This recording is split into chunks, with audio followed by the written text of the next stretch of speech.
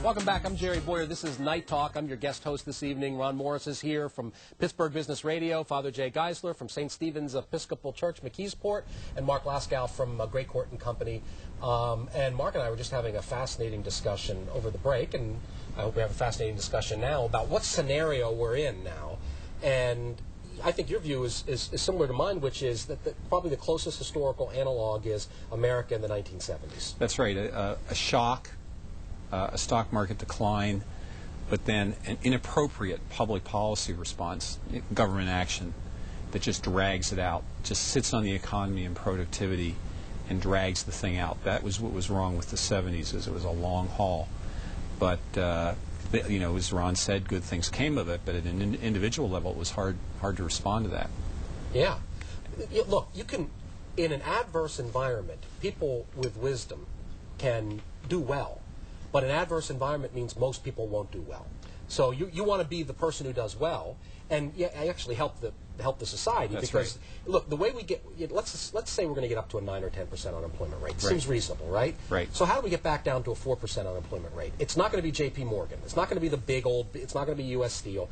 It's going to be the gazelles. Yes. It's going to be the guys who start small, have a new business model, it grows quickly, and they can't hire fast enough. That's right. And one thing people should remember in this is that you don't have to go out and invent the next microchip. Right? If you walk down Main Street in your town, because of this, there are going to be a couple of empty storefronts, the rents are going to be lower. If you had always wanted to start a shop that was a locksmith shop or a beauty salon, it will be easier now than it ever was, because all the costs will be lower.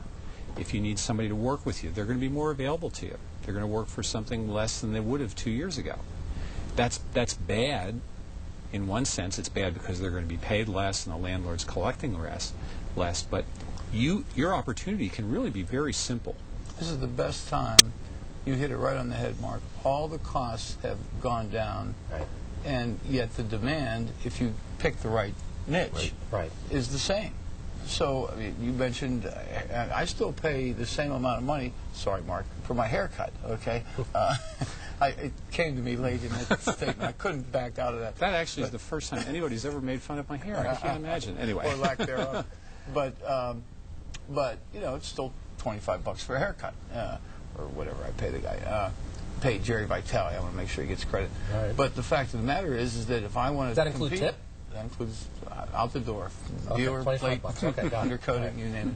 But the fact of the matter is that I could start a competitive hair salon to his, and all my costs, I can get a much better deal with the landlord, probably in a better location. Right. I can buy my chairs cheaper. All right, so it's the best time to start a business, and the vast majority of people watching right now won't. Why? Well, I think part of it, I was just saying to Jay at the break, while you guys were having that scintillating conversation, we were having one of our own. And I just, he had mentioned wisdom, and I said, yeah, Jay, it's wisdom, but it's also a skill set. I mean, think about it.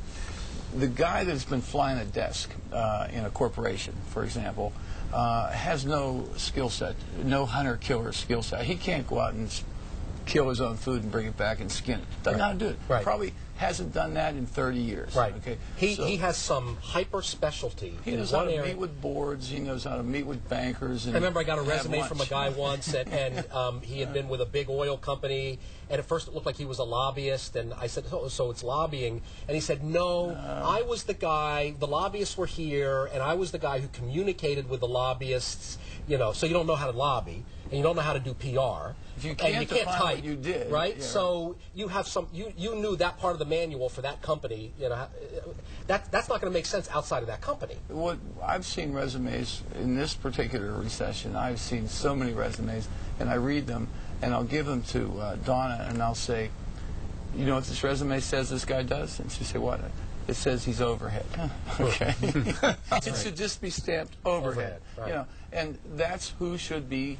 I hate to say this because it sounds callous, but that's who should be in the street. I mean, this is the thinning of the herd. All right, but I don't think that's callous. It's callous if you stop there. Yes. Okay, true. but it doesn't have to stop there. No, it doesn't. Because he's still a human being, right? He's still made in the image of God. He still has reason, skill. I mean, he has something. He has some spark of something. Yes. But his whole life has prepared him to be laid off.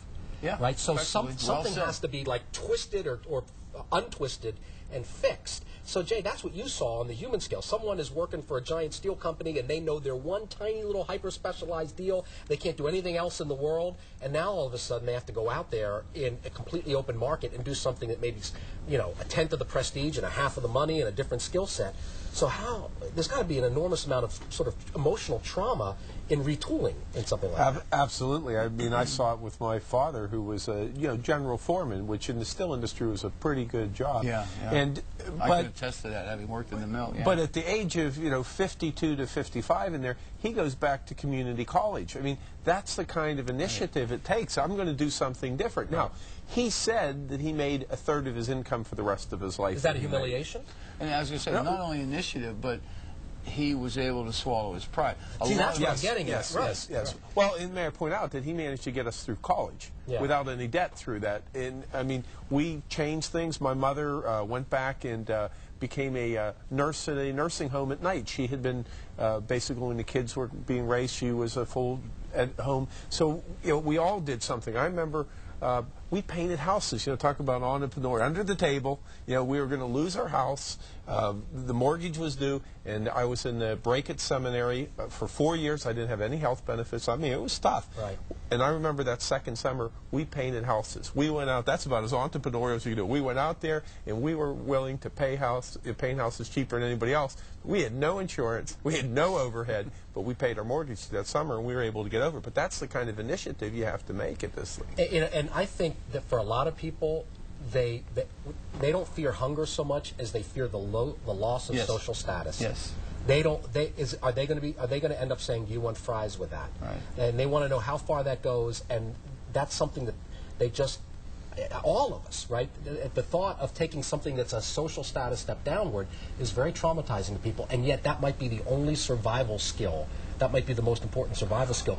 The humility to take a job to feed your family, even if it feels like a step down. And I think that people are afraid of that. You want to say something? It's your opinion, the person who has that concern about their status, that job isn't worth having. There are a lot of people who function in that job and feed their families and earn the respect of their communities doing it. Yes. You're the one who's got to get over that. Yeah. And what your father did, Jay, was to go to the community college. He didn't sit there waiting for something to happen. He did something, and that's I think the key factor. That's what you have to do to make something happen, and that's what you need to do to make yourself feel better about what's going on. And even if it involves a little humility, maybe even especially if it does. We'll be back in just a moment for more Night Talk. I'm Jerry Bowyer. Time to take care of